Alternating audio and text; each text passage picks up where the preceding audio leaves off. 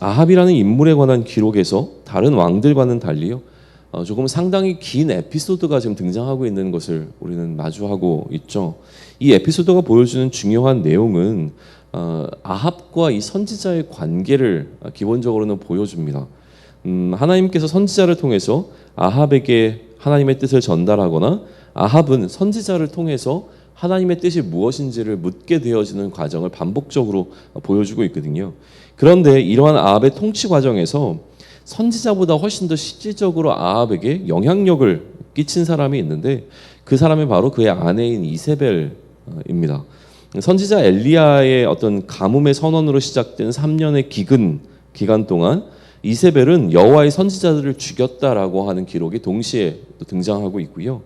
엘리야와 바알의 선지자들이 갈멜산에서 영적인 전쟁을 치열하게 치르고 나서 엘리야가 바알의 선지자들을 모두 다 살해하고 나서 돌아왔을 때에, 그래서 이 하나님의 선지자인 엘리야의 승리로 모든 것이 마무리되어지는 것처럼 여겨졌을 때 이세벨이 다시 엘리야의 대립을 선언하고 그 엘리야를 죽이려 하죠.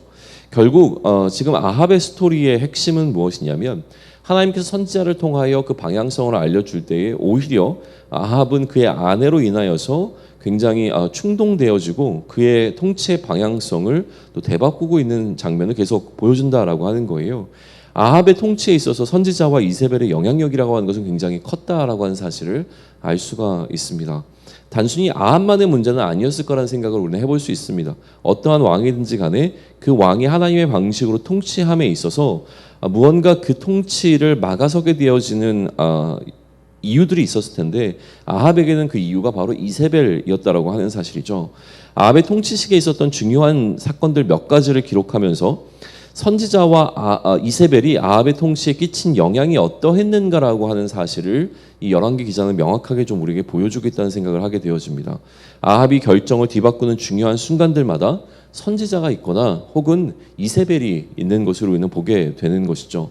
어떤 의미에서 아합은 굉장히 강인한 왕이었다라기보다는 걱정이 많고 근심이 많은 왕이었습니다. 이 왕의 근심에 관한 부분이 오늘 본문 또 어제 이전의 본문에서부터 여러 차례 지금 순차적으로 등장하고 있는 것을 보게 되어지는데요. 스스로의 결단력이 부족하기 때문에 누군가를 의존해야 하는 왕에게 있어서 그것이 선지자와 이세벨 사이에서 왔다 갔다 좀 우왕좌왕하는 모양새를 보이고 있는 것을 우리는 이 아합의 긴 스토리 가운데서 주목해 볼 필요가 있습니다. 그렇다면 우리는 이런 질문을 던져볼 수 있죠.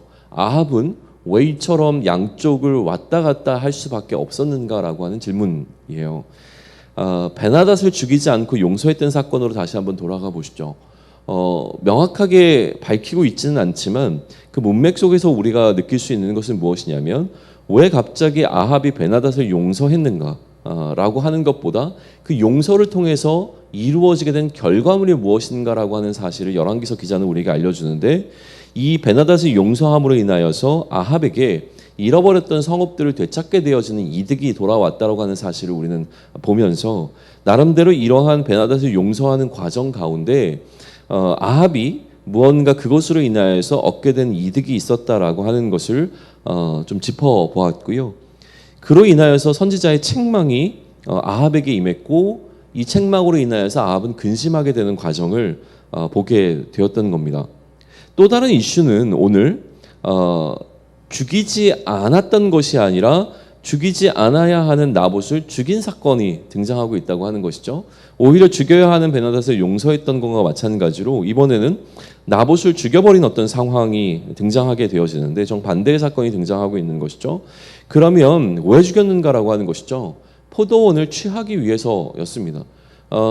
기본적으로 왜 포도원을 취해서 채소밭으로 만들려고 하는 계획을 수립을 했는데, 왜 포도원을 취해서 채소밭으로 만들려고 했는가라고 하는 것의 일반적인 해석은 무엇이냐면, 그게 훨씬 더 경제적 이득을 가져오기 때문이다 라고 하는 것으로 이 해석이 대부분 일치가 되어 있습니다.